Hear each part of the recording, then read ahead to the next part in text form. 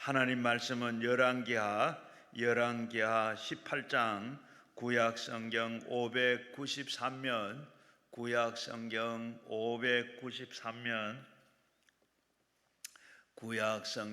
593면 열왕기하 18장 열왕기하 18장 1절에서 7절까지 한 목소리로 같이 읽겠습니다.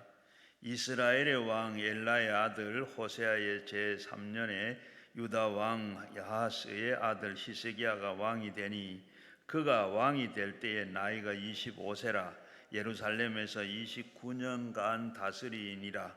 그의 어머니 이름은 아비요 스가랴의 딸이더라. 히스기야가 그의 조상 다윗의 모든 행위와 같이 여호와께서 보시기에 정직하게 행하여 그가 여러 신당들을 제거하며 수상들을 깨뜨리며 아세라 목상을 찍으며 모세가 만든 놋뱀을 이스라엘 자손들이 이때까지 향하여 분향함으로 그것을 부수고 누수수단이라 일컬었더라. 히스기야가 이스라엘의 하나님 여호와에 의지하였는데 그가 전후에 유다 여러 왕 중에 그러한 자가 없었으니 곧 그의 여호와께서 연합하여 그에게 떠나지 아니하고 여호와께서 모세에게 명령하신 계명을 지켰더라. 여호와께서 그와 함께 하심에 그가 어디로 가든지 형통하였더라. 저가 아수르 왕을 배반하고 섬기지 아니하고. 이제 오전에 이어서 우리 구리 성광교회 김미수 목사님 이 시간에는 형통케 하셨도다, 형통케 하셨도다. 오늘 이 말씀 증거해 주실 때 우리가 큰 은혜 되도록 이제 목사님 나오셨는데 오른손 들고 우리 할렐루야로 인사하겠습니다. 할렐루야, 할렐루야. 다 같이 기도드리겠습니다. 사랑과 은혜가 풍성하신 하나님 아버지, 강남 금식기도한 3시 집회에 참석하신 모든 주의 귀한 남종과 여종들을 기억해 주시고 하늘의 복과 땅의 복으로 채워주시며 오늘도 부르짖고 기도하는 기도에 귀를 기울여 주시어서 가장 좋은 때 가장 좋은 것으로 응답하여 주옵시고 병든 자들은 고침받게 도와주시고 얽히고 설켜 있는 문제들은 해결되게 도와주시고 마음에 눌리고 상처 있는 것은 치유되게 도와주시고 자녀들의 문제, 가정의 문제, 사업장의 문제, 인생의 문제 하나님께서 다 기억하여 주시고 하나님께서 인도하시는 대로 은혜와 복을 받아 형통한 길이 다 열리게 하여 주시고 감사할 일이 많아지고 찬송할 일이 많아지고 하나님께 영광을 돌리며 간증할 일들이 많아지도록 축복하여 주옵소서. 한 사람 한 사람 기억해 주시고 하나님 가장 좋은 것으로 역사하여 주옵소서. 예수님의 이름으로 감사하며 기도하옵나이다. 아멘. 우리 옆 사람과 서로 인사합시다. 참 잘 오셨습니다. 자, 허리를 쭉 펴셔야 됩니다. 항상 여러분들 제가 이렇게 목회를 많이 하다 보니까 한 40년째 내가 목회를 하는데 이 목회를 하다 보니까 젊을 때는 다 건강하고 아픈 데가 없었는데 나이가 들어가면서 점점 아프는 데가 생긴 데가 어디가 아프느냐? 거의 대부분이 두 가지가, 하나는 허리가 아프다, 그리고 무릎이 안 좋다. 이제 이 두 가지가 많은 분들이 그렇게 이야기하더라고요. 그래서 무릎이 안 좋은 것은 어디서 나오느냐? 허리에서 나옵니다. 대부분 허리 협착증이 눌리게 되면은 다리가 문제가 생깁니다. 다리가 힘을 풀리게 되면은 그냥 가다가도 주저앉아 버리고 가자마자도 쓰러져 버려버리는 그런 일들이 일어납니다. 그런데 이 협착증은 왜 생기는 건 줄 아세요? 자세를 반듯하게 안 해서 생기는 거예요. 항상 자세를 반듯하게 하려고 노력하시고 텔레비를 볼 때든지 예배를 드릴 때든지 또 식사를 할 때라든지 혼자 있을 때라든지 항상 자세를 반듯하게, 허리를 꼿꼿하게 펴고 자세를 반듯하게 하려고 하는 사람들은 이 속도가 굉장히 늦어져서 나이가 다 드시고 인생을 다 산 뒤가 될 때라 할지라도 그래도 허리에 약간의 좀 문제는 있을 수 있으나 수술할 정도는 아니다.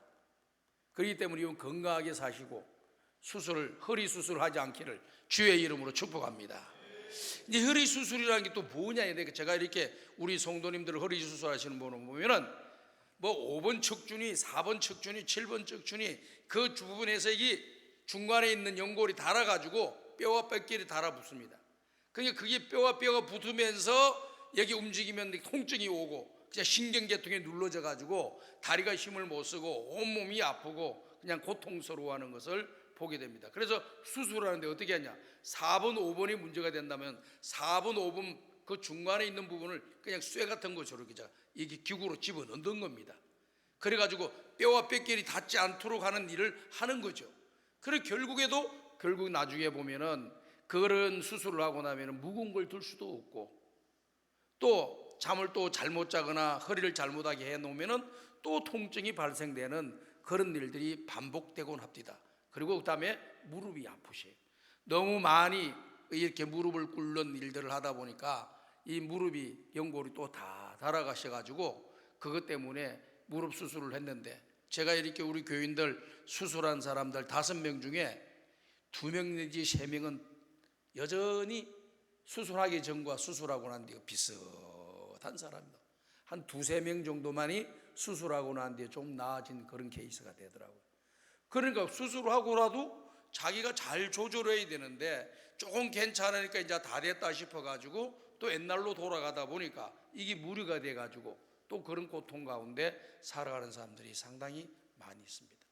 제가 동물의 왕국 이렇게 자연 다큐멘터리를 이렇게 쭉 보게 되면은요, 이 동물계에 가장 큰 이렇게 힘이 센 그런 존재가 사자 아닙니까? 사자 덩치도 얼마나 커요. 발톱도 그리고 이빨도 얼마나 센지 웬만하면 사자하고 싸워서 다 집니다. 그런데 어쩌다가 이 물소뼈라든지 다른 뿔이 달려있는 짐승들에 의해 가지고요 한번 받치니까요 다리가 부러진가 봐요. 다리가 맨 처음에 상처를 입다 보니까 쩔뚝쩔뚝 네 다리를 이렇게 걸어가면서 한 다리가 쩔뚝, 뒷다리 한 다리가 쩔뚝쩔뚝 하면서 가더라고요. 근데 어느 정도 시간이 지나니까 쩔뚝쩔뚝 하는 것이 더 무리가 되다 보니까 한쪽 다리를 못 쓰게 되고 한쪽 다리, 뒷다리 한쪽 다리에 의지해 가지고 앞에 2다리와 뒤쪽 한 다리가 듬뿍 덤벼면서 또 걸어 다녀. 근데 한 다리로 걸어 다니다 보니까 이게 또 무리가 가는 거잖아요. 얼마 지나지 않아서 이쪽 다리도 무리가 되니까 이날도 쩔뚝쩔뚝 하면서 이렇게 하면서 축 주저앉아요. 턱 주저앉으면서 그 자리에서 죽는 것을 봤습니다. 야, 사람이기 때문에 그래도 수술을 해가지고 걸어 다니게 만들고 이동하게 만드는 일을 하지, 동물의 세계에서는 누가 치료를 안 해주다 보니까 다리 하나가 문제가 생기니까 그 다음 옆에 다리도 문제가 생기고 결국엔 주저앉아서 그 자리에서 죽는 것을 봤습니다. 오늘 사랑하는 여러분, 건강하시길 바랍니다. 항상 자세를 삐뚤하게 하지 말고 교회 가시더라도 딱 허리를 딱 펴고 딱 해야 돼요. 우리 교회 교인들은요, 제가 이리 강단에 딱 앉아 있으면은 허리를 쫙 펴고 앉으면서 구부렸다, 아이고 우리 목사 허리 펴시네, 딱 자동에도 바로 딱 펴시고, 이래 가지고 허리가 구부러지질 않고 허리 통증이 안 생기고 그게 좋은 역사들이 일어납니다.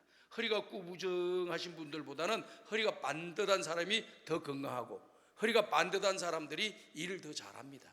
그렇기 때문에 여러분들 건강하게 사시기를 꼭 부탁을 드리고, 항상 하나님 은혜 가운데서 영육간에 건강하시고 승리하시기를 주님의 이름으로 축복합니다. 우리 인생은요, 지금 우리가 이 보험회사 같은 데 보면은 보험을 들으라고 해가지고 120세 인생이다 그렇게 이야기한 지가 10년도 안 됩니다. 여러분, 10년도 안 돼요. 그 이제는 100세 인생이라 그렇게 이야기하더니 10년 좀 지나니까 120세 인생이라 그래요. 많은 사람들이 쏘가요. 아, 120세를 살 수 있구나, 100세 이상은 살 수 있겠구나, 이런 생각을 합니다.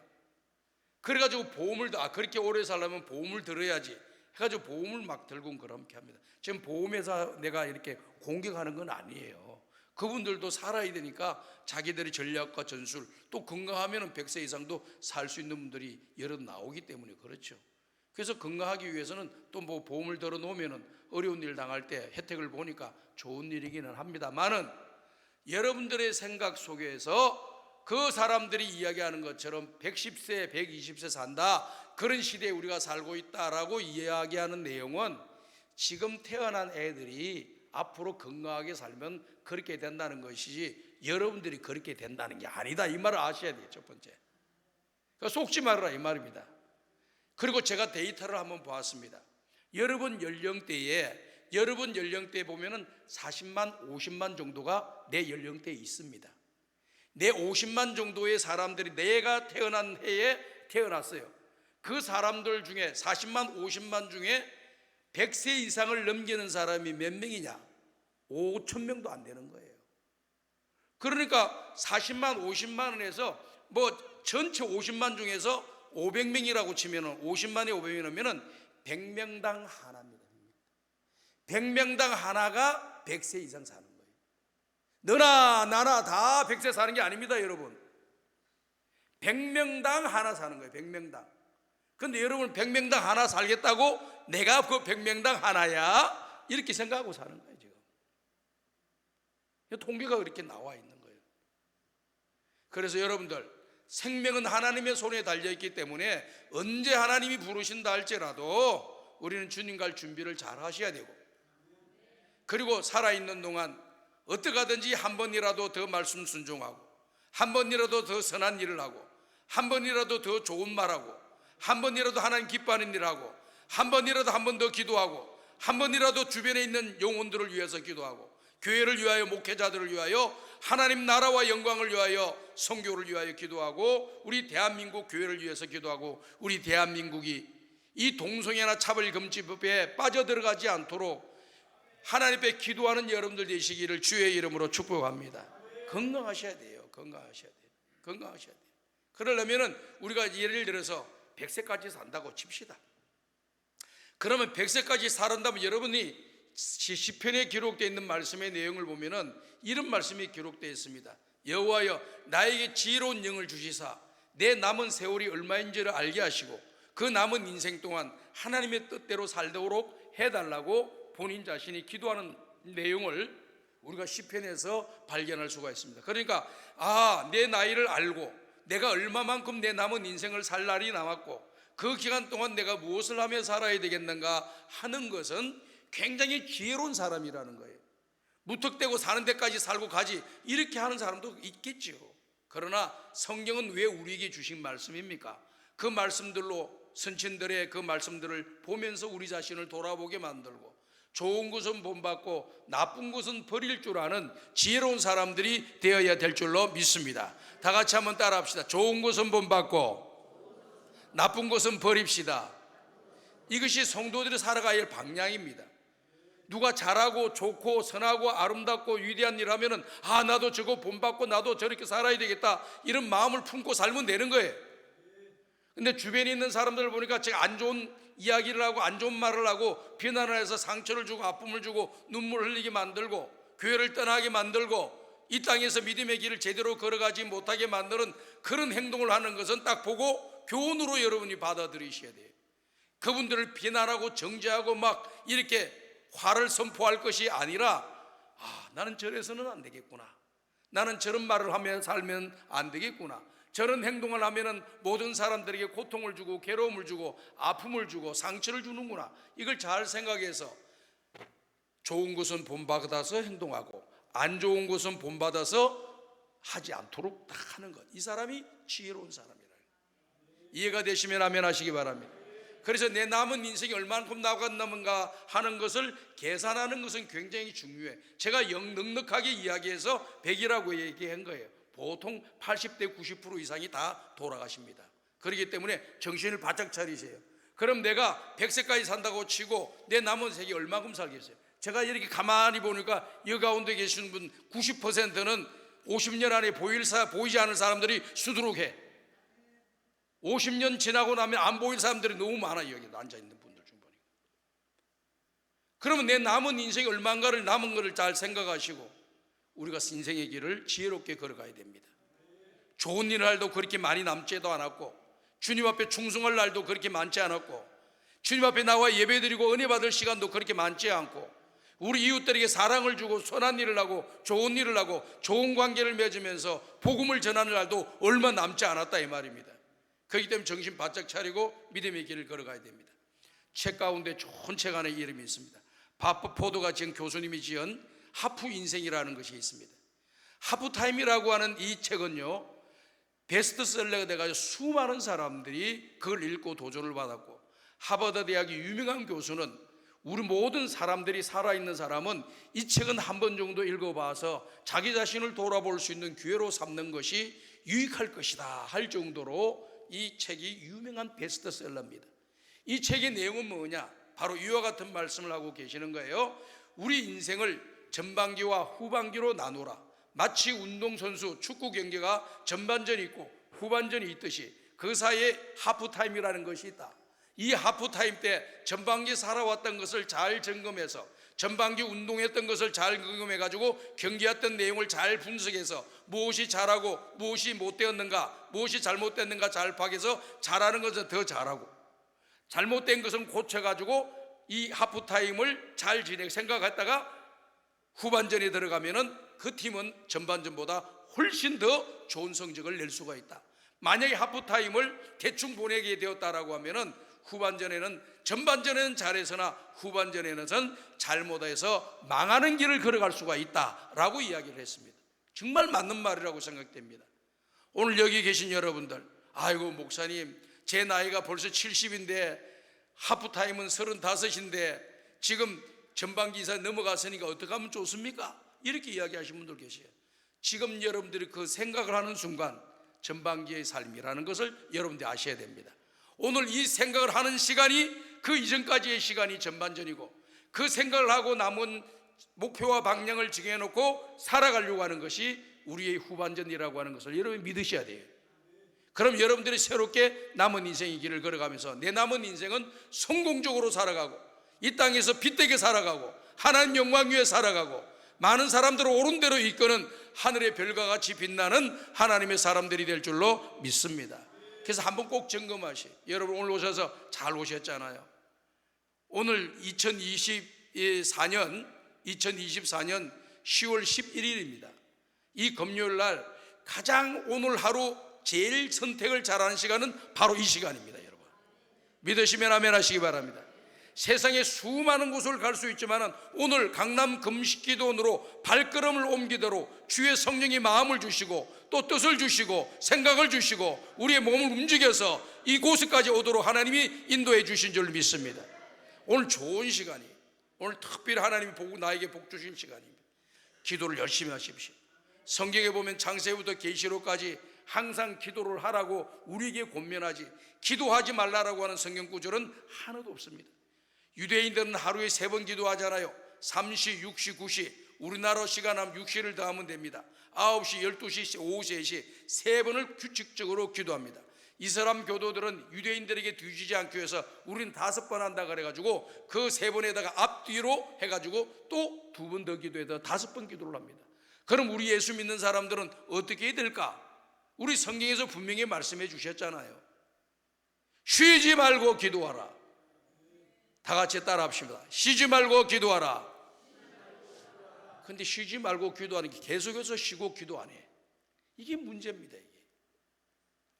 이슬람 교도들처럼 하루에 5번이다 안 하면 징계를 받는다, 우리 교도가 아니다. 유대교처럼 하루에 3번 기도하지 않으면 그 사람은 유대인이 아니다 하고, 기독교인들은 하루에 10번 기도하지 않으면 안 된다, 뭐 5번 하면 안 된다, 2번 하지 않으면 안 된다, 뭔가 이렇게 정해지면 그 시간은, 기도 시간은 지킬 것 같은데 우리를 너무 믿어주셔가지고 쉬지 말고 기도하라, 5번 기도하라 그렇게 하지 않고 쉬지 말고 기도하라 이렇게 이야기하셨어요. 이게 무슨 뜻입니까? 항상 주님 안에서 일어날 때 기도하고, 식사할 때 기도하고, 출근하기 전에 기도하고, 일하다가 기도하고, 점심때 내가 점심 먹을 때 기도하고, 또 점심 시작하기 전에 기도하고, 또 일을 하다 어려움을 당할 때 기도하고, 또 마칠 때 기도하고, 집에 들어올 때 기도하고, 차를 타고 올 때도 기도하고, 차를 다 타고 와서도 하나님 안전하게 운전해 주셔서 감사합니다 하고 또 내리고, 또 집에 들어가서 밥 먹을 때 기도하고, 저녁에 잠잘 때 기도하고, 기도로 계속 이어지는 삶을 살아야 되는 것이 바로 쉬지 말고 기도하라고 하는 말씀인 줄로 믿습니다. 그러면 이렇게 우리가 늘 24시간 주님 안에서 기도로 교제하면서 하나님과 더불어 교제를 하는, 그런 주님과 소통하는 그런 삶을 살게 되는 것이죠. 그래서 오늘 이번 기도하시면서요, 한번 기도를 여러분 가져온 기도의 제목을 가지고 부지런히 마음을 다해 기도하셔요. 마음에서부터 우러나오는 기도를 하셔야 돼요. 그럴 때 그 주님이 역사가 하시는 거예요. 자, 다 같이 한번 따라합시다. 하나님은 외모를 보지 아니하시고 중심을 보신다. 오늘 우리가 얼마나 많은 양의 기도를 했나, 이것도 굉장히 중요한 거예요. 많은 기도, 오랫동안 기도하는 거 굉장히 중요하지만 우리 주님이 그 기도, 오랫동안 기도한 것도 중요하게 보시지만 주님이 더 깊이 보는 건 뭐냐? 마음을 다하여 기도했느냐, 마음이 있는 기도를 드렸느냐, 마음에서부터 나온 기도를 드렸느냐, 이걸 보시는 거예요. 그래서 여러분들이 항상 믿지 않는 사람들은 우리 겉모습만 바라보고 또 이렇게 신앙 삶을 살아가지만은요, 우리 예수 믿는 사람은 우리 겉모습도 물론 중요하지요. 겉모습도 중요하지만은 내 속 사람이 더 건강해져야 될 줄로 믿습니다. 내 속이 건강해지면 그 사람도 건강해지는 거예요. 그렇기 때문에 사람들은 외모를 먼저 챙기지만은 우리 예수 믿는 사람은 외모를 무시하는 것이 아니라 외모도 중요하게 생각하지만 더 중요하게 생각할 것은 내면이라고 하는 것을 여러분이 기억하시길 바랍니다. 그래서 성경은 뭐라고 말씀하십니까? 잎사귀가 무성한 나무를 우리 예수님이 보시고 거기에 무슨 열매가 있나, 잎사귀가 무성하니까 열매도 많이 있겠지 하고 들어가 봤더니 열매가 하나도 없어. 그러니까 하나님께서, 우리 예수님께서 그 나무를 저주하며 무화과 나무가 말라 죽게 되는 그런 결과를 가져왔잖아요. 오늘 주님께서는 우리의 겉모습도 굉장히 아름다워 보이는 거 좋은 거잖아요. 이왕이면 깨끗하게, 이왕이면 단정하게, 이왕이면 보기 좋게 사는 것이 좋지 않아요? 그냥 남들에게 그냥 그 불쾌감을 주면서 살아가야 되겠어요? 아이, 속 사람이 더 중요하지 하면서 그렇게 살 필요는 없어요. 외모도 알맞게 단정하게 살고, 그리고 내면도 아름다우면 더 하나님이 기뻐하시는 거예요. 그렇기 때문에 내면도 아름답게, 또 밖은 단정하게, 정말 하나님 앞에서 멋지게 살아가는 여러분들이 될 때 우리 인생의 가치가 더 있고 우리 하나님이 더 기뻐하시는 삶을 살게 될 줄로 믿습니다. 어제 제가 이 극동방송국 갔다 왔는데요, 미스바 기도회라고 갔다 왔는데 우리 교인들이 한 35명 정도가 갔어요. 같이 이제 집회를 참석하려고. 갔더니 전부 다 옷을 더 반듯하게 입고 왔더라고. 아이고, 우리 권사님들, 집사님들 오늘 방송국 가서 거기서 뭐 방송국 간다니까 옷들을 이쁘게 하고 오셨네. 그랬더니 또 좋아하시더구만. 또 옷도 이쁘게, 화려하게 입은 건 아니지만은 단정하게 깨끗하게 예쁘게 입고 오셨더라고. 그래서 칭찬해 줬더니 다 좋아하시더라고. 유황에 살아가는 것, 누추하게 살아가는 것보다 깔끔하게 깨끗하게 살아가는 게 좋잖아요. 나가더라도 그냥 한 번 더 거울 보고 한 번 더 옷몸새 보고 오늘 또 내 분위기나 날씨나 이런 거 맞춰가지고 옷도 잘 입고 나가는 거 얼마나 좋습니까? 그냥 누더라도 한 잔 바르고 나가고 뭐 어때요? 깔끔하고 좋지. 내가 보니까요, 이게 눈이 허리멍텅하신 분들요, 눈썹을 이렇게 딱 색칠을 해놓으니까 선명해 보이고 괜찮더라고, 내가 보니까. 예? 그리고 귀에도 귀걸이도 하나 이렇게 노는 조그마한 거 큰 거 하지 말고 조그마한 거 하나 붙여놓으니까 여자답고 예뻐 보이더라고. 뭐 안 그런가? 나무가 볼 때 그런가? 내가 볼 없는 사람보다 있는 게 좀 나아 보여요. 그러니까 그렇게 여러분도 아름답게 멋있게 하고 살주의 이왕이 사는 거, 대나 마나 살고 그냥 이렇게 아무데나 살고 뭐 아무렇게 살아봐야 우리 인생이 더 비참해지는 거예요. 하나님 옆에서 반듯하게 살아가야 돼요. 그래서 우리 인생을 전반을 한번 잘 점검해보고 우리 하반기를 계획하되 오늘 기도하시면서 그걸 정해가시라고. 기도 충분히 하시면 내가 지난날에 사온 삶 어떻게 살아왔나. 첫 번째, 감사할 것을 쭉 생각해 보세요. 이 감사가 잘 생각 안 되면 메모를 지어가지고 1번 하나님께 감사할 것. 내가 70세, 60세까지 살아왔는데 지난날에 내가 하나님 앞에 살아오면서 감사할 것이 뭐 있나. 한 10가지에서 한 30가지만 적어봐요.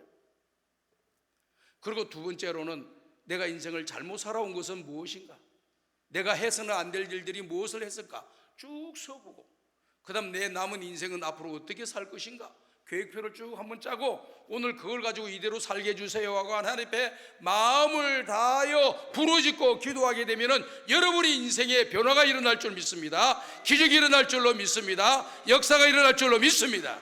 하나님 축복해 주실 줄 믿습니다. 생각 없이 사는 사람보다 생각하며 사는 것이 더 가치 있는 거예요. 왜 우리 인간이 동물들보다 다른 동물들 비해서 우리 인간적인 가치가 더 뛰어납니까? 생각하는 거기 때문에 그런 거예요. 생각 없이 사는 건 짐승과 똑같은 거예요, 동물과. 그럼 우리가 만물의 영장이 될 수 있는 것은 짐승은 보이는 거 없이고 생각하는 거 없이고 생각도 전혀 안 하는 것은 아니더라고. 내가 보니까 동물들도 이걸 잡아먹을까 말까, 어떤 놈을 잡아먹을까 상그라 머리를 굴리다가 뛰어가서 잡으러 가더라고. 그건 단지 본능에 의한 내용들만 생각하는 거예요. 우리 예수 믿는 사람들, 하나님의 형상으로 지음받은 사람은 본능에 의해서만 살아가는 것이 아니라 우리 하나님께서 우리를 지으시고 우리를 만드신 것, 창조의 목적이 무엇인가, 나를 구원하신 그 하나님의 은혜가 구원의 목적이 무엇인가, 내가 인생을 사는 의미와 목적이 무엇인가를 잘 생각하고 그의 방향을 정해놓고 그 방향으로 살다가 때가 되어 하나님 부름 받으면 천국 가는 저와 여러분들 되시고 살아생전 하나님에게 유익과 덕을 끼치고 세상의 빛과 소금으로 살아가시기를 주의 이름으로 축복합니다. 좋은 일 좀 많이 하세요.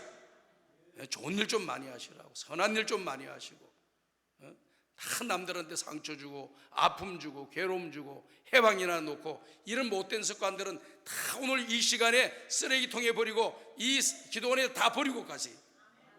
그냥 좋은 마음만 가지고 가서 남은 인생 좋게 살다가 정말 목사님들에게 좋은 동력자가 되세요. 저는 이 목회를 제가 40년 가까이 해왔다 그러잖아요. 그래서 저도 앞에 보면 좀 아직 젊어 보이는데 이 나이가 또 되네. 내년에 은퇴를 해야 돼. 내년 말에 벌써 70이 다 됐다고 벌써 정한 법이 있어가지고 은퇴를 또 해야 돼요. 그러니까 가만히 제가 생각을 해봤습니다. 아, 지난날에 내가 살아왔던 삶이 하나님의 은혜로 살아온 것은 분명히 맞고, 근데 후회되는 것이 있어요. 야, 요거 좀 더 열심히 할걸, 요걸 좀 더 돌아와 볼걸, 요금 덜 잘 챙겨서 목회를 더 했더라고 하면은 더 좋은 목회를, 하나님 기뻐하시는 목회를 하지 않았을까, 더 좋은 교회로 만들게 되지 않았을까, 이런 생각들을 자꾸 해보게 돼요. 그런데 시간 다 가버렸어요. 그렇지만은 1년 정도 남은 이 시간 동안에 최선을 다해서 열심히 하다 마지막 달려가다가 은퇴를 해야 되겠다, 하는 둥 마는 둥 하다가 은퇴하고 싶지 않고 열심히 하다가 명예롭게 은퇴를 해야 되겠다, 이런 마음이 탁 들더라고요. 오늘 여러분들도 교회 가면은 여러분 무한대로 일을 시키지 못해요.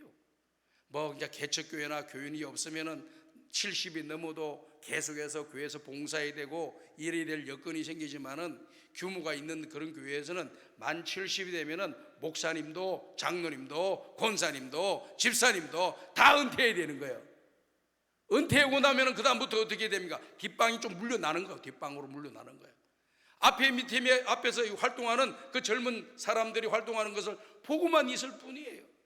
야, 내가 저렇게 저 정도 됐을 때 더 열심히 할 걸, 이런 후회하지 말고 믿음의 길을 잘 걸어가고 하나님이 주시는 형통한 길을 걸어가시기를 주님의 이름으로 축복합니다. 오늘의 제목은 형통케 하리라 라고 하는 제목입니다. 오늘의 이 말씀의 내용에 그 인물은 누가 나옵니까? 히스기야라고 하는 왕의 이름이 나옵니다. 유다 왕의 13번째 왕이에요. 12번째 왕은 아하스 왕입니다. 이 아하스 왕은 성경에 나와 있는 유다 왕들 중에 가장 악한 왕이에요. 성경에서 악하다 선하다라고 하는 것은 다른 데 구분하는 게 아니에요. 이 사람이 악한 행동을 많이 하면서 살았느냐 아니면 선한 행동을 많이 하면서 살았느냐, 여기에 기준이 있는 것이 아니라 악하고 선하다라고 성경에서 말씀하시는 이 내용은 특별히 열왕기상 역대상하에서는 이 말을 많이 써요. 다른 그 성경 부분에서는 이 말을 잘 쓰지 않아요. 간혹 나와요. 그러나 역대상하에서는 이 말이 많이 나옵니다. 악한 일을 행했다, 또 선한 일을 했다. 그러면은 악한 일을 했다, 선한 일을 했다라고 하는 것은 뭐가 기준이냐? 우리가 생각하는 선한 일을 많이 했기 때문에 이 사람은 선한 일을 낸 사람이기 때문에 선하다, 우리가 생각하는 악을 행했기 때문에 이 사람이 악하다, 이렇게 이야기하는 것이 아니고, 성경의 기준은, 선과 악의 기준은 그 사람을 선하다 악하다라고 하는 것은 하나님 한 분만을 섬겼느냐, 우상을 숭배했느냐, 이 두 가지 갈림길이에요. 우상을 숭배한 사람을 성경은 모두가 다 악한 왕으로 기록이 되어져 있고, 하나님을 잘 섬긴 사람은 선한 왕으로 기록되어 있습니다. 이 말은 다른 말로 표현하면 이렇게 또 표현을 합니다. 성경에는 다윗의 길로 행하였더라. 다윗의 길로 정직하게 행하였더라. 이 말은 다윗이 하나님 제일주의로 믿음의 길을 걸어간 것처럼 이 사람도 하나님을 중심으로 하나님 제일주의로 이렇게 믿음의 길을 순종하면서 걸어간 사람을 선한 왕으로 인정해 주고 있습니다. 그래서 다윗의 길을 걷지 않았더라, 여로보암의 길을 걸어갔더라, 이렇게 나오는 것은 우상 숭배하는 길을 걸어갔다라고 하는 그런 말씀으로 성경이 해석이 되어져 있습니다. 오늘 살아가는 여러분들, 오늘 여러분들 모두가 다 하나님의 특별한 은혜로 우리는 구원을 받았습니다. 믿으시면 아멘 하시기 바랍니다. 하나님의 은혜라고 하는 것은 두 가지. 첫 번째는 일반적인 은혜가 있고, 두 번째 특별한 은혜가 있는 거예요. 특별한 은혜는 어떤 은혜냐? 너나 내나 다 받는 것이 아니라 너나 내나 다 받는 건 일반 은혜라 그러는 거예요. 하늘에서 비가 내리면 모든 사람들이 그 비를 맞고, 또 비로 인해서 믿는 사람이든지 믿지 않는 사람이든지 다 농사를 지어서 열매를 거둘 수 있는 것, 이걸 일반적인 은혜라고 하는 거예요. 특별한 은혜라고 하는 것은 세상의 물질과 연관되어져 있는 것이 아니라 하나님의 선택하여 구원받은 백성들을, 특별한 은혜를 입은 백성, 특별한 은총을 입은 사람들이라 그런 겁니다. 이 특별한 은총은 누구를 통해서 이루어지느냐? 바로 예수 그리스도의 십자가의 대속의 사건을 통해서 특별한 은혜가 임하게 되는 겁니다. 누구든지 예수를 믿으면 특별한 은혜를 받게 될 줄로 믿습니다. 구원의 은혜를 입게 될 줄로 믿습니다. 이 구원의 특별한 은혜를 입은 거예요. 오늘 여기 있는 분들은 모두가 일반적인 은혜를 받을 뿐만 아니라 특별한 은혜를 받은 사람인 줄로 믿습니다. 우리가 특별한 은혜를 받은 사람, 항상 자부심을 가져야 돼요. 다 같이 한번 따라합시다. 나는 하나님께 특별한 은혜를 받았습니다. 믿으시면 아멘 하시기 바랍니다. 내가 무슨 특별한 은혜를 입어서, 아니에요.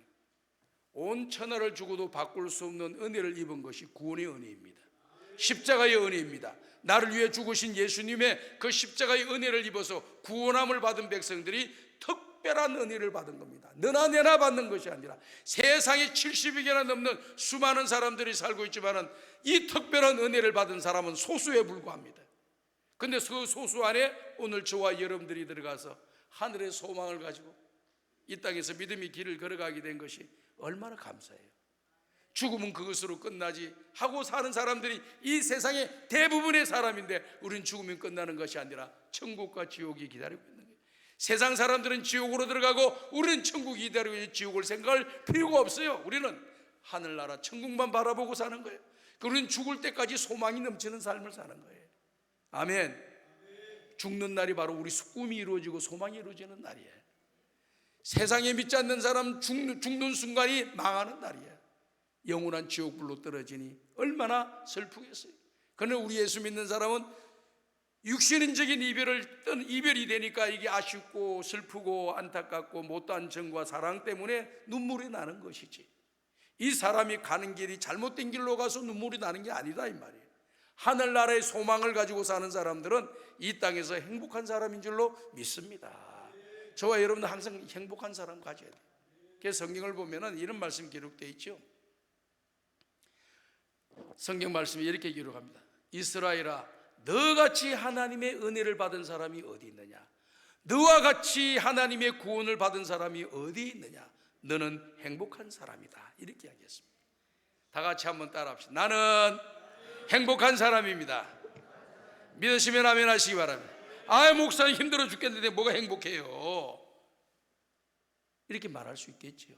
그러나 우리는 눈에 보이는 것만 생각하면 그렇게 할 수 있는 거예요.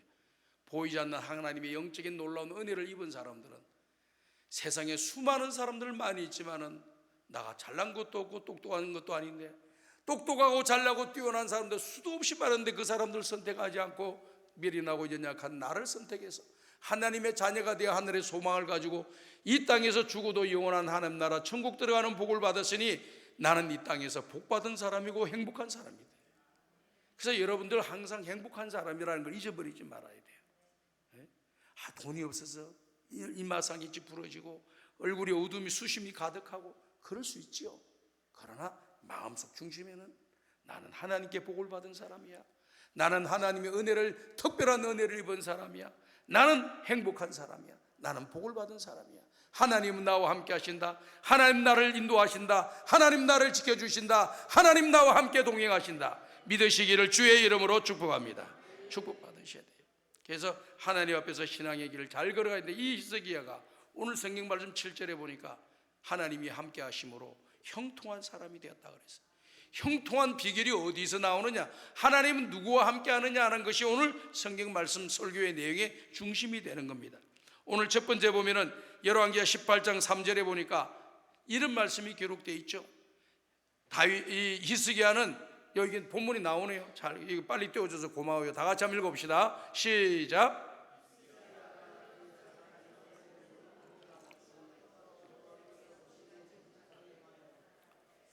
다윗의 모든 행위, 아까 지금 말씀드렸습니다. 여호와 보시기에 뭐했다고요? 정직하게 했다. 자, 보세요. 하나님 누구를 형통하게 하느냐? 정직하지 않은 사람을 형통하게 하면 문제가 크죠. 정직한 자에게 그 은혜를 내려주시는 거예요. 오늘 우리가 이 땅에 살아가면서 참 믿지 않고 정직하지 못한 사람들이 득세를 하고 또 뭐 잘 되는 것 같이 보이고 또 모든 일에서 뛰어나는 것처럼 보이지만은요, 성경이 뭐라고 기록했냐면은 저들은 미끄러지는 미끄럼틀 위에 떨어지는 그런 존재와 같다는 거예요. 올라갈 때는 힘들게 올라갔는지 몰라도 내려올 때는 한순간에 내려와 버린다는 거예요. 근데 하나님 앞에 정직하게 믿음의 길을 걸어간 사람은 그렇게 내리막을 걷질 않아요. 하나님의 은혜로 굴곡은 약간 있을진 몰라도 끝까지 하나님이 그를 책임져 주시고 그를 이끌어 주시는 줄로 믿습니다. 그러니까 기도 열심히 하시는 분들이요, 때로는 힘들어도 그 힘든 것이 합력하여 선을 이루어주고 더 복을 크게 받는 역전의 기회로 하나님이 만들어 주신다는 것을 여러분들이 믿으셔야 됩니다. 그렇기 때문에 기독교인들은 정직해야 됩니다. 정직해야 돼. 자기를 속이지 말고 남을 속이려 하지 말고 있는 그대로 이야기하고, 그리고 내가 말을 함으로 인해서 또 다른 파장이 일어날 것 같으면 입을 칵 다무셔요. 아멘. 그냥 뭐 화이트 거짓말. 화이트가 뭐야? 화이트. 선한 거짓말 이런 뜻인데요. 물론 그거 또 뭐 따진다면 한도 없이 많겠지만은 남들에게 조금 더 격려와 또 위로와 또 칭찬과 그들을 기쁘게 해드리기 위해서 약간 오버하는 건 좀 괜찮아. 내가 볼 때는 내가 괜찮아. 자, 덜 이쁜다. 아이고 멋있다고 이러면 좋잖아. 이야기 뭐. 안 그래? 뭐가 네 이렇게 생겼어? 이렇게 하면 어떻게 됩니까? 이거 문제가 큽니다. 그렇지만은 알맞게 봐줘도 아유 아름답다 그러면 좋잖아요. 아름답지 않은 사람이 어디 있어요? 하나님 우리 보실 때 존귀하고 아름답게 보시는, 하나님 우리를 존귀하게 여기고 아름답게 보셔요. 믿으십니까? 그 하나님의 시각으로 여러분들이 다른 사람을 봐주시면 그분 한 분 한 분 예수 그리스도로 말미암아 구원받은 그 사람들이 존귀하고 보배롭고 아름답고 사랑스러운 거예요. 오늘 우리 옆에 있는 분들이 미워지기 시작하면은 내 마음이 지금 예수님의 마음이 많이 멀어져 있다, 주님의 사랑이 내 속에 자리 잡고 있지 못하다라고 하는 증거예요. 부족하고 모자라더라도 내가 안아주고, 부족하고 모자란 사람 힘이 되어주고 칭찬하고 격려해줘가지고 그 사람이 바른 길로 걸어가도록 만들어주는 것이 예수 믿는 사람들이 해야 될 일 아니겠어요? 아멘. 그렇게 해야 되는데 뭐 그냥 잣대를 들이대미고 이건 모질이네, 이거 떨어져, 탈락, 나보다 많네, 아이고 이거 내가 기주고, 이렇게 할 게 없는 거예요. 잘한다고 뭐 해서 열등감 가지고, 잘못한다고 열등감 가지고, 조금 낫다고 해서 우울감 가지고, 이게 기독교인들이 걸어갈 길이 아니에요. 모두가 다 하나님의 은혜로 살아가고 있어요. 그렇기 때문에 서로 존중해주고 사랑해주고 인정해주고 용기를 주고 힘을 주고 칭찬해주게 되면은 더 좋은 일들이 일어납니다. 더 좋은 일들이 일어나. 그래서 하나님 앞에서 정직하게 믿음의 길을 걸어갔다라고 하는 것은 뭐냐? 하나님 말씀대로 순종했다, 그런 말입니다. 하나님 말씀대로 순종할 때 역사가 일어나요. 그래서 성경의 말씀의 내용을 보면은 왜 이렇게 히스기야가 그의 선친은 아하스 왕인데 가장 악한 왕 밑에서 이렇게 좋은 선한 왕, 이 성경 역사를 보면은 북이스라엘 가운데 왕들 중에서는 한 명도 선한 왕이 없습니다. 남유다도 여러 왕들이 있지만은 딱 정확하게 성경에서 선한 왕으로 꼬집은 사람들은 4명밖에 없습니다. 그리고 나머지 왕들은 그냥 대충 이렇게 지나고 우상숭배했다가도 또 안 했다가 막 왔다 갔다 이렇게 합니다.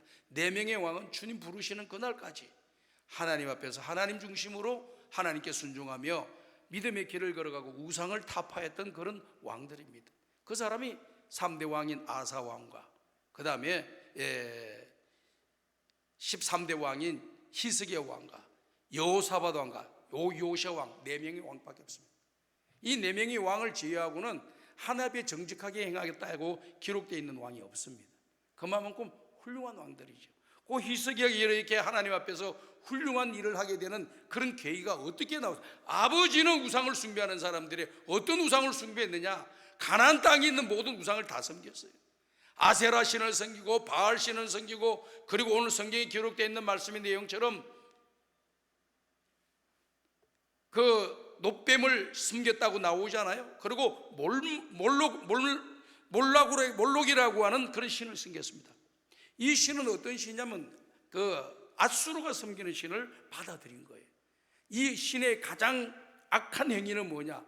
자식을 제물로 바치는 것, 이런 겁니다. 사람을 제물로 잡아서 바쳐서 우리의 정성을 보여 그 신으로 하여금 우리가 복을 받고 은혜를 입자, 이런 뜻입니다. 근데 성경에 사람 인신매매, 인신 이렇게 제물을 들여서 하는 행위를 가장 악한 행위로 보거든요. 근데 그의 히스기야 아버지가 그런 일을 했습니다. 여러분, 얼마나 나쁜 아입니까? 가장 우상들을 섬기고 하나님의 교회 예배 드리는 일을 못 드리게 방해하고 만들고 하나님의 성전을 엉뚱한 우상으로 대치시키는 그런 악한 일을 했습니다. 근데 히스기야 왕은 나오자마자 그 모든 우상들을 다 제거하고 하나님을 바로 예배하는 일에 바로 섬겼던 것을 보게 됩니다. 크게 보면은 성전 정화 운동을 벌였고, 그 다음에 두 번째로는요, 예배 제도를 부활시켰고, 그리고 거국적인 유월절 행사를 진행함으로써 하나님 우리에게 명령한 그 명령을 지키고, 이방의 신상들을 제거하고 놋뱀의 분향터를 제거하고 하나님 원치 않는 그런 우상들은 산당들을 제거해버리는 그런 역사들이 일어났습니다. 왜 이런 일들이 일어났냐? 제가 이게 성경에 나와 있지는 않아요. 가만히 성경 말씀과 주석에 나와 있는 내용들을 꼼꼼하게 살펴보니까 그의 어머니의 이름이 나와 있고 그의 외할아버지의 이름이 나와 있는 것을 우리가 보게 됩니다. 그의 어머니의 이름은 바로 아비야라고 하는 인물이 나오고 있습니다. 이 아비야라고 하는 뜻은 나의 아버지는 여호와이시다라고 하는 뜻이에요. 그리고 스가랴는 여호와께서 기억하신다라고 하는 그런 뜻입니다. 그러니까 진실한 종인, 제사장이 직을 수행하는 그런 할아버지가 누구냐? 바로 스가랴라고 하는 거예요. 스가랴의 밑에 그의 딸인 아비야, 하나님은 나의 아버지이시다 라고 하는 이름이 지어진 아비야가 히스기야 왕의 어머니입니다. 아하스 왕의 아내는 되어 있어서 그 당시 아내가 아하스 왕이 대적할 힘은 없어요. 그러나 어릴 때부터 이 히스기야를 자기의 품에 안고 하나님 말씀을 통해서 하나님이 기뻐하시는 일이 뭐며 싫어하시는 일이 무엇이란가를 하나님의 말씀을 통해서 아이를 기도하면서 잘 양육시켰어요. 이 아이가 드디어 왕권을 잡자마자 종교 개혁을 일으키는데 아버지가 행했던 악한 행위들을 다 제거해버리고 우상 숭배를 제거해버리고 오직 하나님을 잘 섬길 수 있도록 하나님의 성전에 불이 꺼지지 않도록, 그의 아버지 시대 때는 하나님 성전이 불이 확 꺼져버렸어요. 밤낮이 어두운 거예요. 어두운 것은 큰 어둠침침하게 성전을 그렇게 취급했다고 말이에요. 이 아들이 들어오면서 하나님의 성전에 불을 밝혀서 24시간 불을 켜놔서 그 하나님의 전이 불이 확하도록 만들어주고 예배 제도를 개혁하고 온 국민들이 전부 다 하나님 앞에 나와서 유월절 때 예배를 드리도록 만들고 제사장들이 마음껏 주의를 할 수 있도록 그들에게 돕는 역사들을 다 행합니다. 성전이 무너졌던 걸 다시 수리하고 성전 청소를 깨끗하게 해서 하나님의 전을 아름답게 만들어 놓은 거예요. 이게 누구 한 겁니까? 히스기야 스스로가 알아서 된 것이 아니고 그의 어머니, 그의 할아버지, 외할아버지를 통해서 이와 같은 그런 은혜를 입은 거잖아요. 이런 일들이 성경에 많이 일어나잖아요. 자, 모세가 어느 날 갑자기 애굽을 해방시키려고 그가 사람을 애굽의 병사를 죽이지 않았어요. 어릴 때부터 요베게시라고 하는 왕궁에 살고 있는 이 모세를 그의 어머니가 유모로 들어왔잖아요. 유모로 들어와서 어릴 때부터 이 아기 모세를 우리 민족이 어떤 민족인가를 잘 잘 가르치고 어릴 때 이야기를 많이 해주니까 어릴 때부터 어머니, 유모, 어머니, 맨 처음에는 어머니인지도 모르고 젖만 먹고 자라던 이 모세가 가만히 들으면서 좀 나이가 들어가면서 이렇게 7살, 8살, 9살 생각할 때가 되니까 나는 유대 민족이구나, 하나님이 선택한 민족의 백성이구나, 우리는 전능하신 하나님을 믿어야 되고 전능하신 하나님은 천지 만물을 만드신 창조주 하나님이고 우리 백성을 구원하신 하나님이구나. 그리고 이 백성들이 죄를 지어서 이곳에서 노예 생활을 하고 있으니까 이 백성을 다시 하나님이 약속하신 땅 가나안 땅으로 가야 된다는 것을 이야기를 해준 거예요. 그러니까 어릴 때부터 이 아이가 말씀을 듣고 나더니 자기가 왕이 있다, 그동안에 힘이 없기 때문에 입을 딱 감추고 있었던 거예요. 그리고 왕이 되더니 딱 이렇게 종교익을 탁 시작해서 하나님 예배를 빤듯하게 말한다는 말이에요. 제가 이 말씀을 보면서 이 교육이라고 하는 것이 그렇게 중요해요.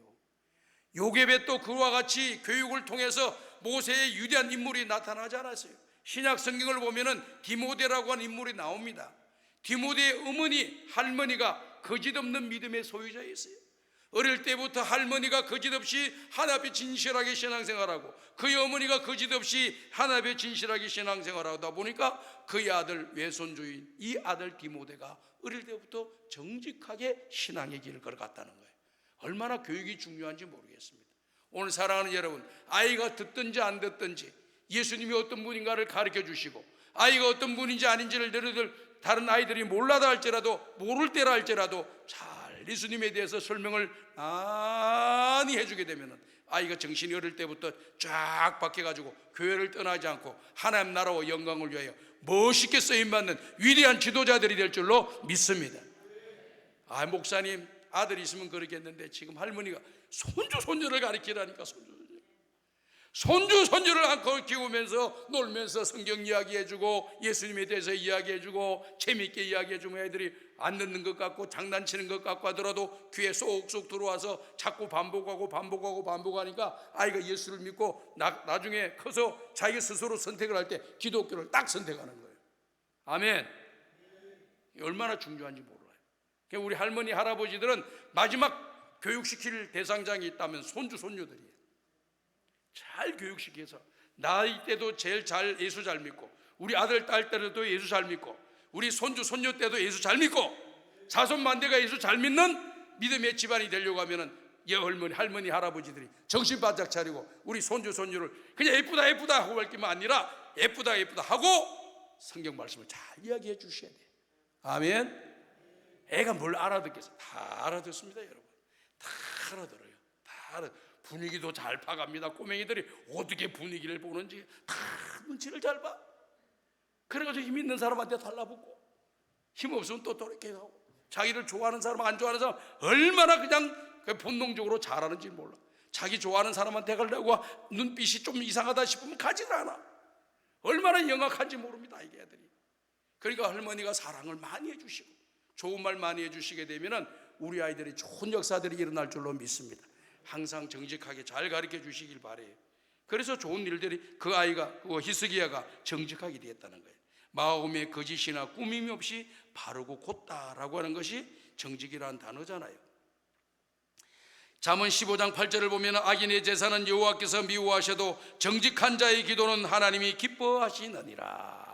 다 같이 한번 따라합시다. 정직한 자의 기도는 하나님이 기뻐하시느니라.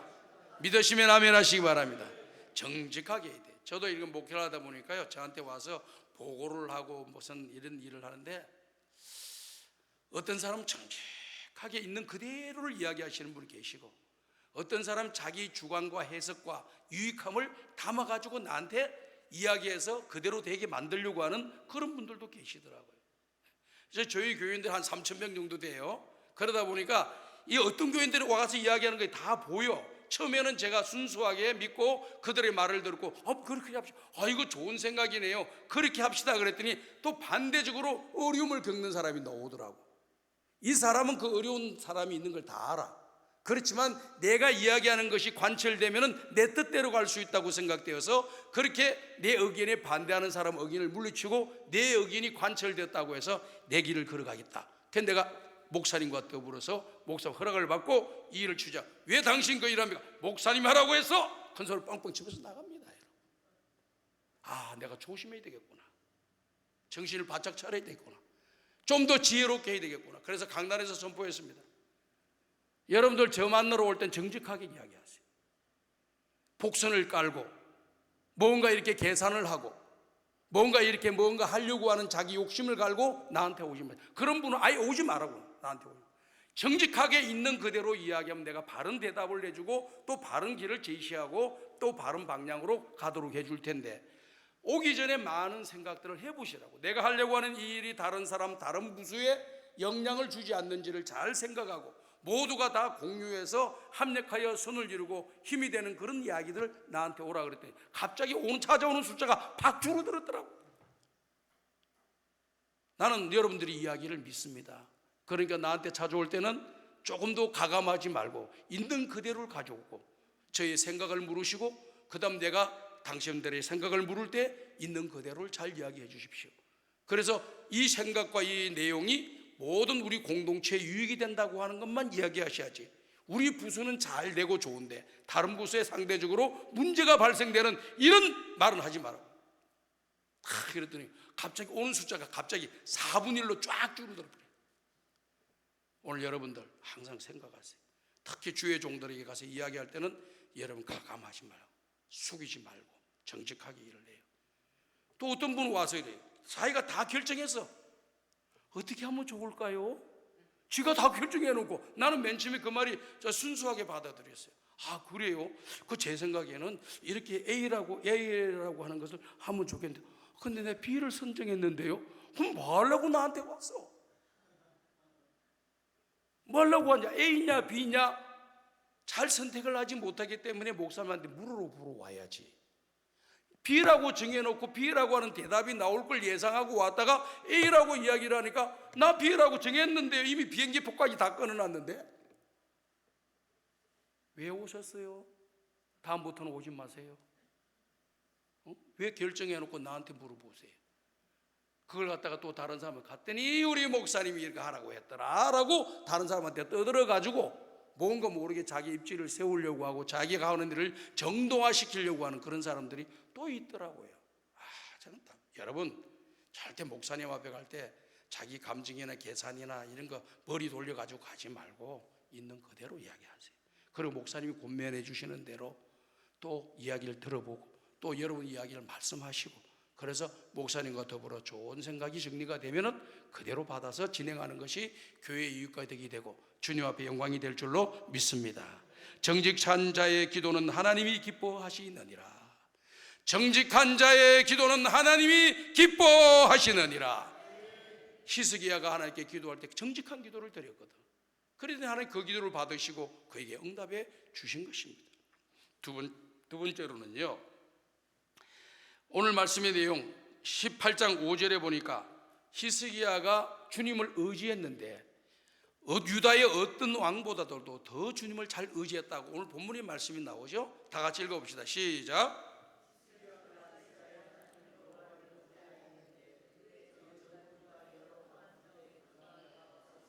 자, 그의 전후에 유다 여러 왕 중에 그와 같은 자가 없다. 하나님을 의지했다라고 하는 겁니다. 하나님을 의지한다라고 하는 것은 어떤 뜻이 담겨져 있습니까?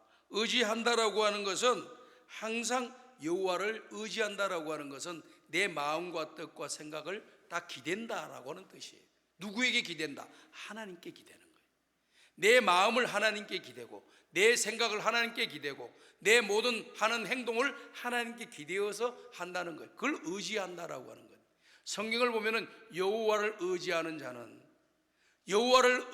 자는 좋은 것으로 만족하리라 말씀했습니다. 자, 여러분 보세요. 여러분이 손주 손녀 애들을 키울 때 보면은 다 어머니에게 의지하고 살아요. 의지를 딱 하면 어떻게 됩니까? 우리 아이들이 나를 다 의지해. 그게 눈에 보여. 그럼 우리 아이들한테 이놈 자식 벌써 나한테 좋은 것 받아가려고 의지하는구나, 내가 주나 봐라, 이런 사람이 어디 있어요? 다 의지하면은 다 좋은 거 주려고 그래. 아름다운 거 주려고, 최고 좋은 거 주려고, 있는 거 없는 거라도 주려고 해요. 왜? 나를 믿고 의지하기 때문에 그렇습니다. 오늘 여러분들도 하나님 앞에 진심으로 의지하고 그 주님을 따라가면은 역사가 일어날 줄로 믿습니다. 사람은 이 땅의 사람 의지하지 않고 살 수 있는 사람이 누가 있을까요? 다른 짐승들 보니까요, 이 말들 태어나는 거 보니까 소 같아. 4다리 있는 짐승들은요, 태어나자마자 비틀비틀 몇 번 하더니 쪽쪽 걸어가. 사람은 걸어가려면 시간 많이 걸립니다. 1년 정도 돼야 돼. 1년 정도 돼야 돼. 1년 정도 돼야지 이렇게 걸어가는 거야. 1년 정도 돼야지. 1년도 뭐 또 더 걸릴지도 모르지. 근데 동물을, 이 4발 달린 짐승은 딱 태어나면서 비틀비틀 넘어졌다가 비틀비틀 하더니 불법 몇 번 하더니 그냥 걸어가. 야, 그런 모습을 보면 사람이 너무나도 발전 속도가 느리고 또 정성이 많이 들어가고 힘이 많이 들어가고 손이 많이 들어가야 되는 존재다. 그냥 특별히 돌보는 것도 없어. 그건 따라와서 젖만 먹여주면 그냥 알아서 가.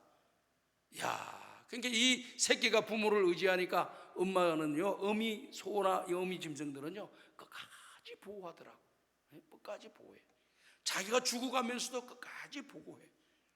이번에 제가 캄보디아 이번 주에 그 교회 짓는 문제 때문에 갔다 왔는데요, 캄보디아 보니까 그냥 소들이 많이, 풀이 많으니까 풀 뜯는데 보니까 어떤 새끼 소가요, 새끼 소, 송아지죠, 송아지가, 작은 송아지가 엄마 젖을 먹고 있더라고.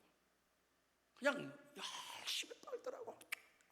뭘 마신다는지 그냥 빨아당겨. 어머니가 바짝, 엄마 소가 바짝 말랐어. 엄마 소가 바짝 말랐는데도 이 새끼 소도 바짝 말랐어요. 근데 먹고 사야 되는데 다른 데 먹을 게 없으니까 엄마 젖을 먹는데 얼마나 힘있게 빨아들이는지 내가 이렇게 보니까 안쓰러워. 저 메마른 어미소에서 뭐가 나올 게 있다고. 이 새끼는 죽기 살기로 그 어머니의 젖을 먹겠다고 힘을 다하는가.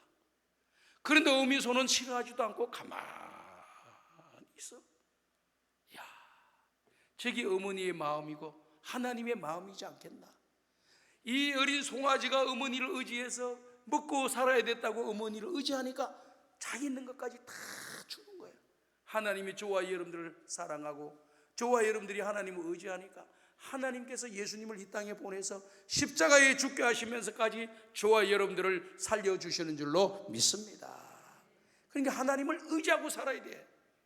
세상 의지할 게 많아요. 그 의지하지 말라라고 하는 말이 아니에요. 우리 어머님이 권사님이시죠. 우리 아버님이 50대에 돌아가셨는데 우리 형님은 나이가 32이에요. 아직까지 그냥 혈기방자해서 이리 뛰고 저리 뛰고 자기 하고 싶은 대로 살고 그랬어요. 근데 아버님이 돌아가시니까 우리 어머니가요 참 지혜로우시더라고. 형님을 딱, 큰아들을 딱 불러놓고, 지금까지는 내가 너희 아버지를 의지하고 살았지만 오늘부터는 내가 너를 의지하고 살란다 하고 가만히 생각해요. 야, 여자분들은 누구라도 의지해야 될 사람이 있는 거구나. 그래서 남편이 돌아가니까 아들 집안에서 의지할 사람이라고는 내 나이 어린 초등학교 중학교 다니는 내를 의지하고 살겠어요. 지금 32살 된 형을 의지하고 살아야 되겠다 그러겠어요. 형이 조금이라도 도움이 되고 의지가 되니까 너를 의지하고 살겠다. 내가 첫 번째는 하나님을 의지하고 살지만은 인간적으로 내가 너를 의지하고 살겠다. 우리 형이요, 그때가 천만지축으로 뛰던 사람인데 그 이야기를 듣는 순간 책임감이 물밀듯이 밀어닥치고 꽉 밀어닥치면서, 야, 이건 내가 정신 바짝 차리고 살아야 되겠구나. 내가 우리 어머니를 지켜야 되고 우리 가족을 지키고 우리 집안을 지켜야 되겠구나. 책임감이 물어닥치면서 그동안 흩은 짓 하던 거 다 끊고 정신 바짝 차리고 열심히 살았다는 거야, 우리 형이. 야, 말 한마디가 그렇게 내가 너를 의지하고 산다는 이 말 한마디가 책임감을 가져다 주는 거예요. 오늘 사랑하는 여러분, 우리가 주님 의지하면 주님이 책임져 주실 줄 믿습니다. 주님이 도와주실 줄 믿습니다. 내가 하나님 의지한다고 하면 하나님께서 책임지고 우리를 도와주실 줄 믿습니다. 그러니까 우리가 세상의 것 다, 필요한 거 다 의지해야 돼요.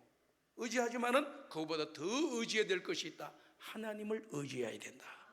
만물의 근원이신 하나님, 천지 만물을 만드신 능력의 하나님, 은혜의 하나님, 사랑의 하나님을 더 의지하면서 살아갈 때 우리는 형통한 길이 열리게 될 줄로 믿습니다. 마지막 세 번째는요, 말씀에 순종하는 사람입니다. 오늘 성경 말씀의 내용도 보게 되면 그와 같은 말씀이 나와 있지만은요, 열왕기하 18장 6절에 보면은 하나님의 말씀에 순종한다라고 하는 것은 하나님의 말씀에 탁 달라붙었다라고 하는 말씀입니다.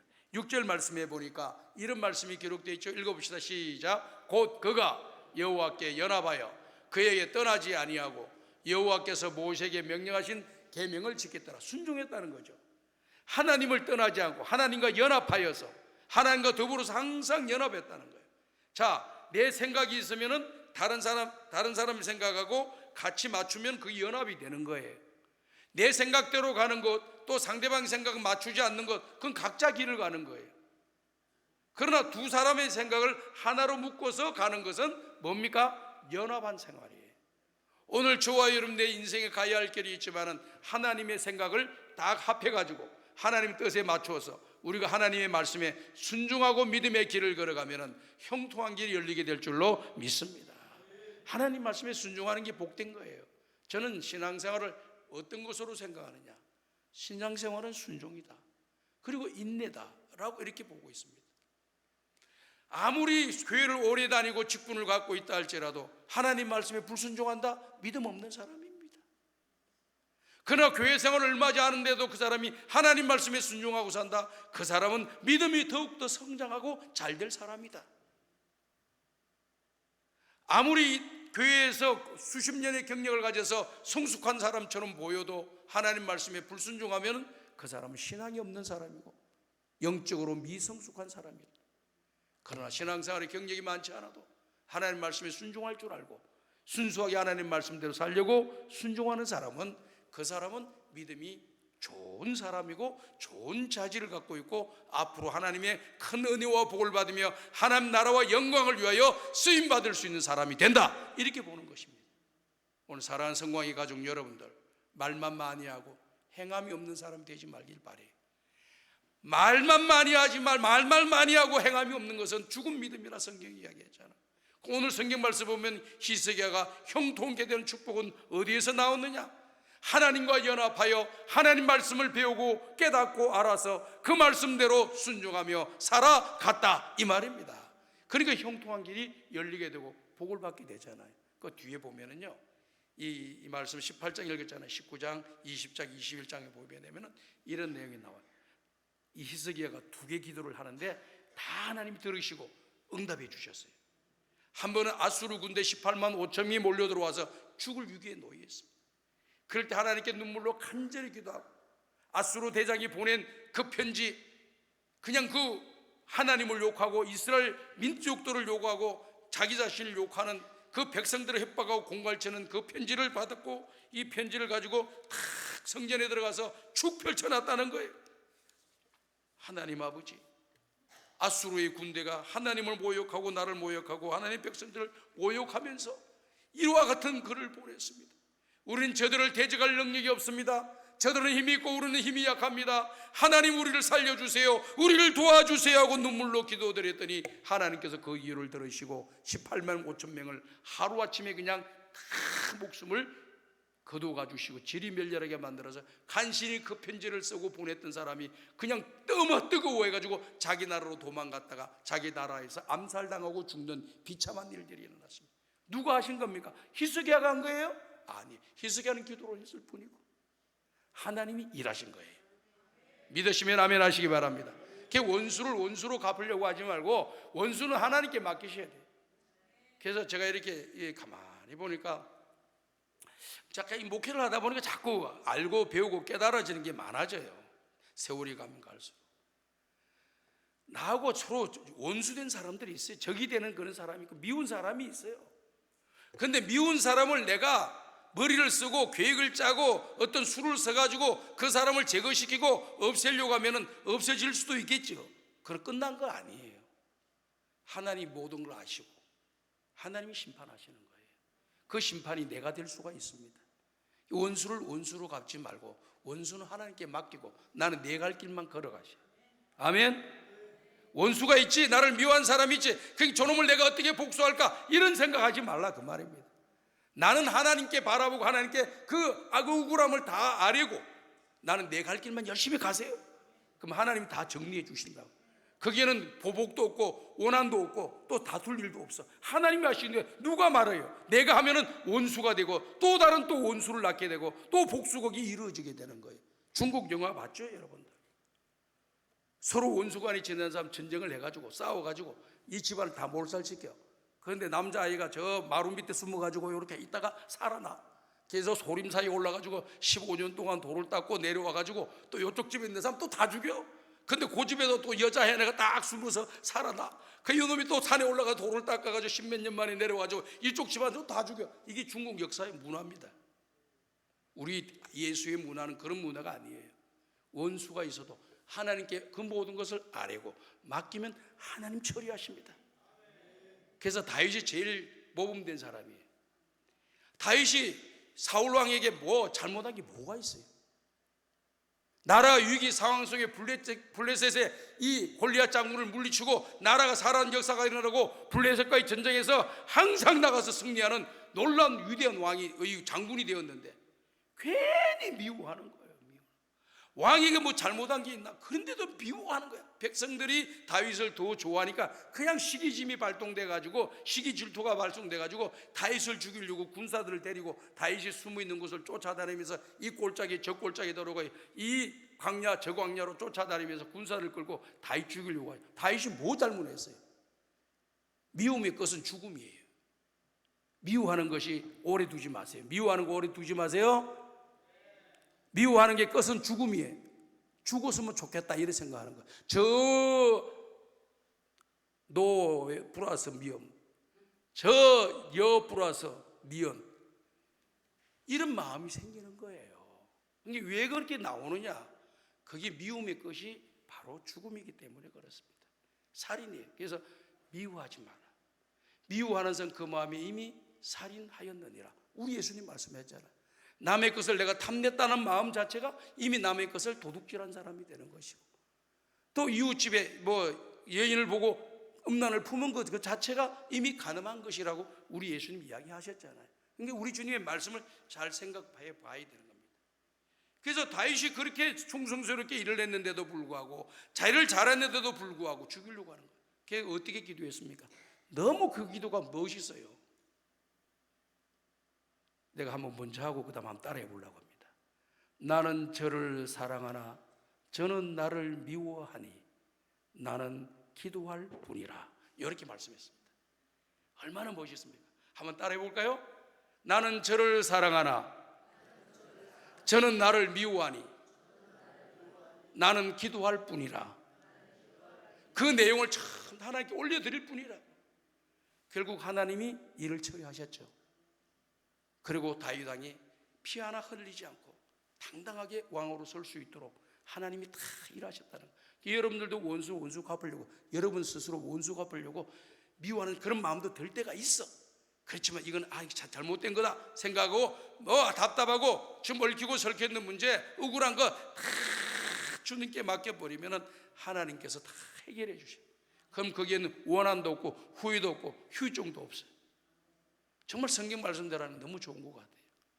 오늘 여러분들도 앞으로 살다가 미운 사람 생기면은 이 미움의 것은 죽음이다, 살인이다라고 하는 것을 항상 기억하고 미워하지 말고 그 미워하는 그 억울함을 주님께 다 아뢰면 하나님이 딱 보시고 이거는 정말 다윗이 정말 억울하고 너무나도 잘못된 일인데 계속해서 나쁜 짓을 하는구나.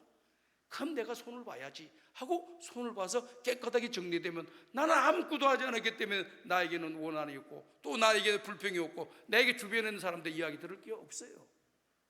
내가 하면 원수가 되는 거예요. 이쪽 지방과 이쪽 사람들과 원수가 되는 거예요. 그러니 오늘 우리는 성경 말씀에 순종하여 믿음의 길을 걸어가서 항상 순종함으로써 내 방법대로 일을 처리하지 말고 하나님 방법대로 일을 처리하고 기도의 응답을 받는 여러분들 되시기를 주의 이름으로 축복합니다. 그렇게 기도 한번 받아주고 그 다음 마지막 기도는 뭐냐면요, 히스기야가 사망 선고 받았잖아요. 벽을 향하여서 눈물 흘리며 통곡하며 기도했습니다. 하나님, 지난날에 내가 하나님 앞에서 정직하게 살아왔던 것을 기억해 주십시오.